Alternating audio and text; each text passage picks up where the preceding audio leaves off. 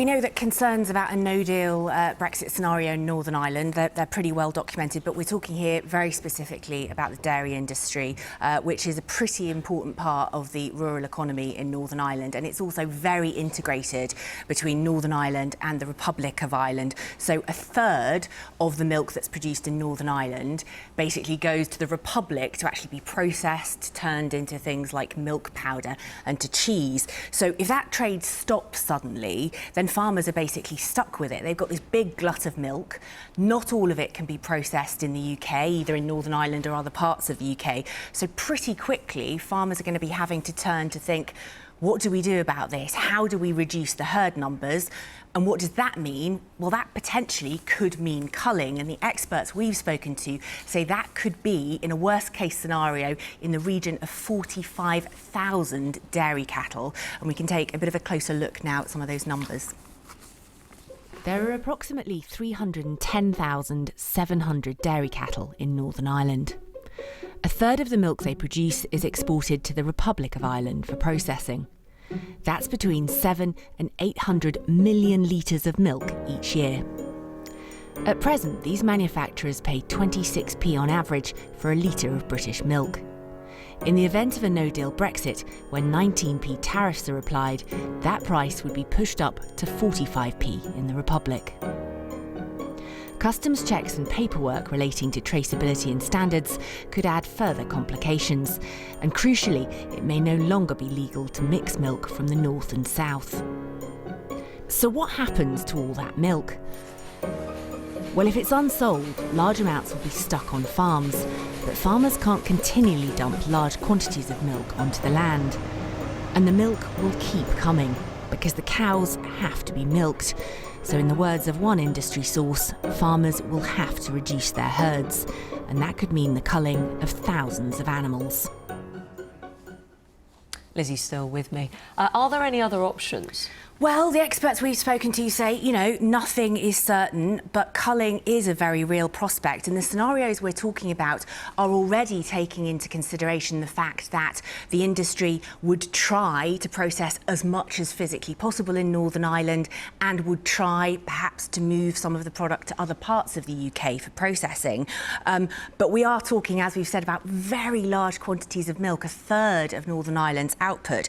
So you could still be looking at that scenario where some of it just can't be dealt with, and then the farmers have to look to reduce the herd. Now, I spoke to one expert who said that could actually be in a matter of weeks after we left the EU with no deal.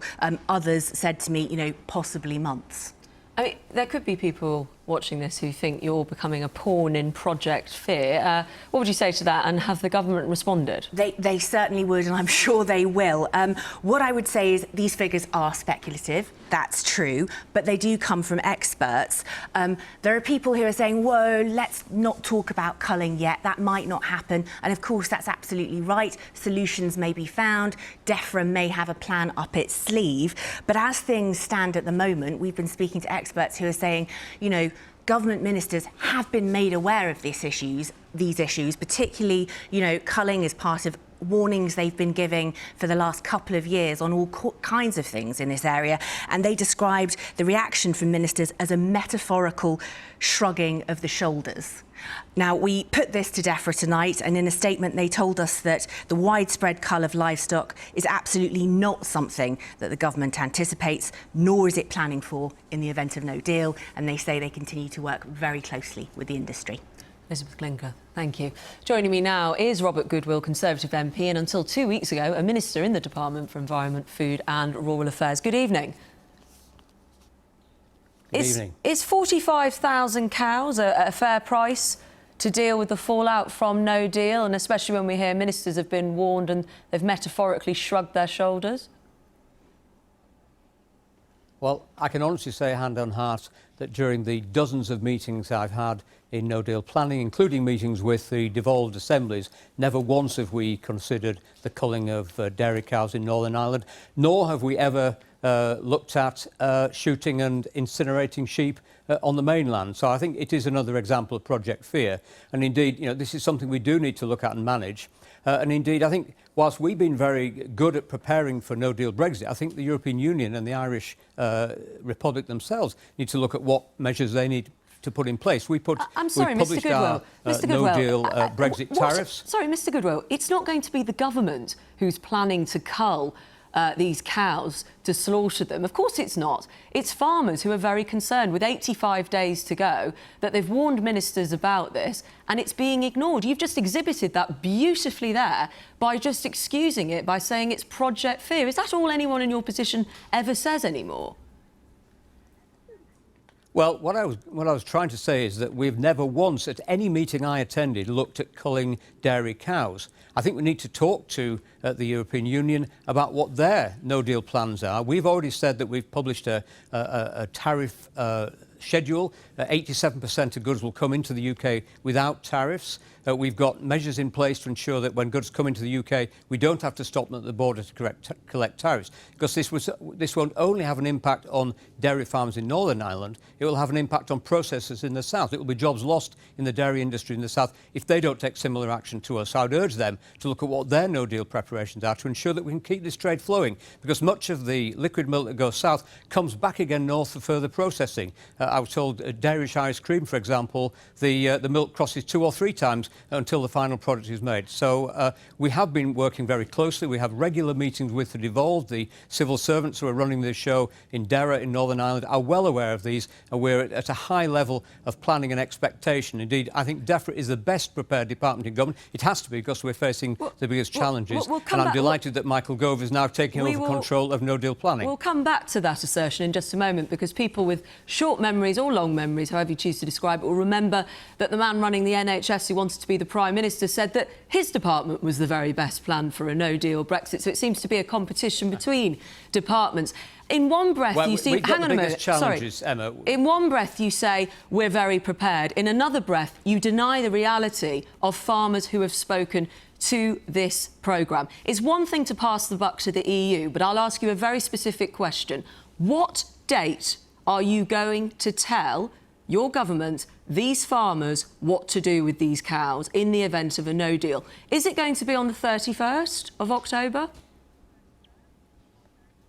Well, as I said, there are a number of contingencies that we've taken in preparation for no deal, and the European Union need to take similar steps. I'm a farmer myself. We're already seeing disruption in the grain markets. We understand there'll be big issues for the sheep markets if we leave without a deal. So we need, I think, to work on both sides of the channel to prepare for no deal, and I think we can come to accommodations to ensure that trade continues to flow. We've done a lot on our side. I think the ball is in their court now. If no deal, as it looks likely to be as a real prospect, I think the no-deal preparations in the Union, and particularly in the Irish Republic, need to be put in place. The Irish beef market has been hit already. Mr. Goodwill, could you answer the question? They've had a £50 million... Could you answer the question? When will the British government tell these farmers, we've been informed by industry sources that this is a real concern, when will they tell these farmers what date, what the plan is for no deal in this particular instance? But we've already made it very clear that culling of cattle is not an option. We've never considered it. It's never been placed on the table. It doesn't matter if we need to you're ensure a farmer. that we can process the milk that we can, these and that we can people get are facing the exports this. flowing again. Right. So you can't give a date, and it could be on the 31st. We need to get... I'm sorry to say, they can't know a date from both sides of the border understanding.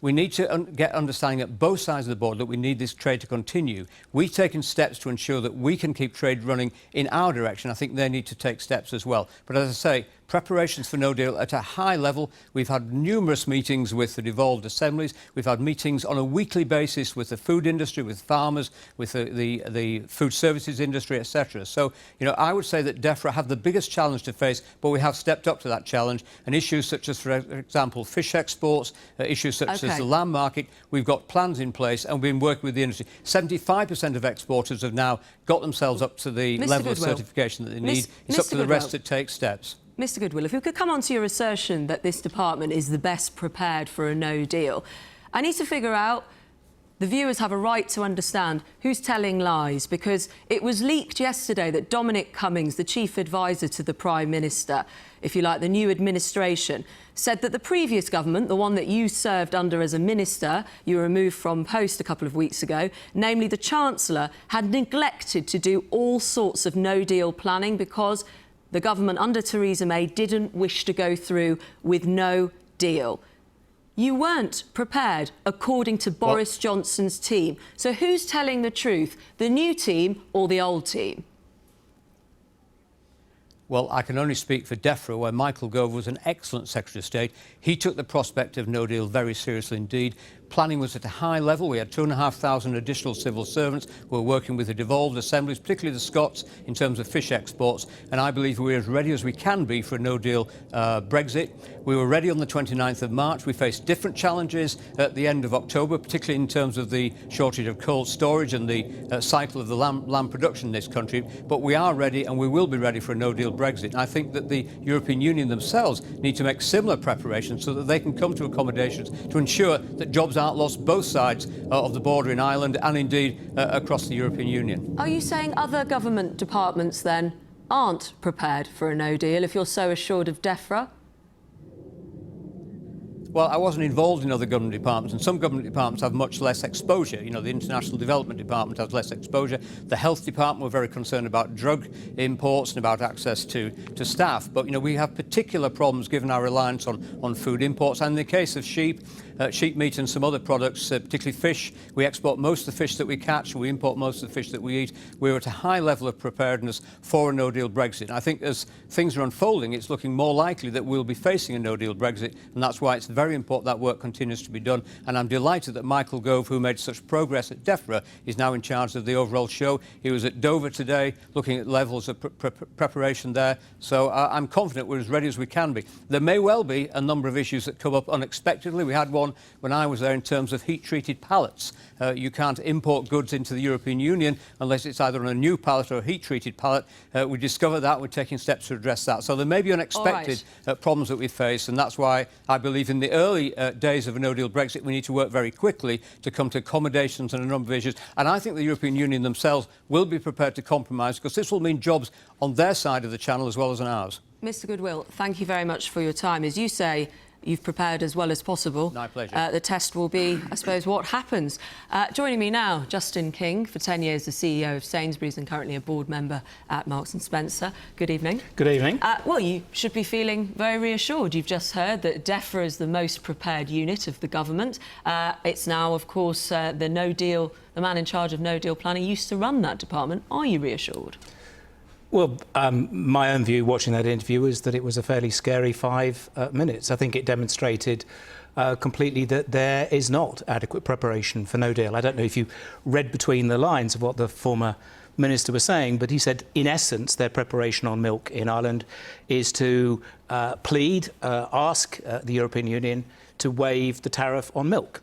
As your article showed earlier, if there is a tariff on milk, which, of course, is the current state of play once we're outside the European Union, that business no longer works. An 18 pence a litre tariff is going to kill that trade. And one of the things that your article demonstrated is quite how integrated Ireland is, particularly in agricultural produce. And of course, that's one of the reasons why the backstop has been such a significant issue in this debate. But I suppose the bigger picture for consumers is when they walk into a supermarket the day after a no-deal Brexit, or perhaps the day after that, is it going to look any different? Are there going to be gaps on the shelves?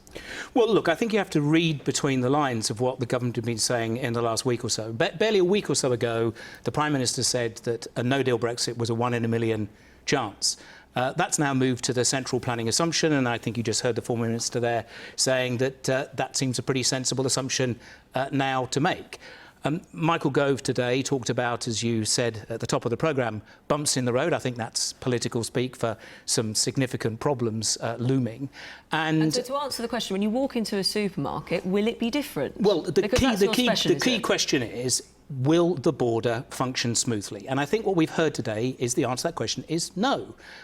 You also reporting today on the BBC that the government's expectation is something like 50% of lorries will not pass smoothly through the border. I mean, there is an obvious question. Hang on, just to try and get to this answer then, you faced this in the past. Supermarkets have had to cope, for instance, with strikes at Calais. June 2015, stack up of lorries on the M22, 26 miles of road shut.